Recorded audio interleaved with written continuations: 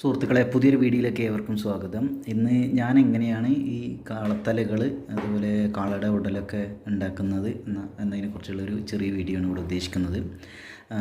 ഇന്ന് വിഷുവേലയായിരുന്നു നാട്ടിലെ മാത്രമല്ല കുന്നപ്പള്ളി, അവിടെ കുന്നപ്പള്ളി എന്നല്ലേ, അതേപോലെ കേരളശ്ശേരി, അതേപോലെ നമ്മുടെ കടമ്പഴിപ്പുറം മണ്ണമ്പറ്റ അടുത്തുള്ള അവിടെ കണ്ണീർക്കാവിൽ, ഞങ്ങളുടെ നാട്ടിലൊക്കെ വിഷുവേലയായിരുന്നു. പക്ഷേ വിഷുവേലയ്ക്ക് പോകാൻ പറ്റിയില്ല. രാവിലെ ചിക്കൻ കഴിച്ചപ്പോൾ ഇന്നലത്തെ ചിക്കൻ ഉണ്ടായിരുന്നു കുറച്ച്. ഞാൻ അതിൽ 2 പീസ് കഴിച്ചത് പ്രശ്നമായി. അങ്ങനെ ഛർദിയും വയറിളക്കം അങ്ങനെ കാര്യമായിട്ടില്ല, പക്ഷേ നന്നായിട്ട് ഛർദിച്ചു.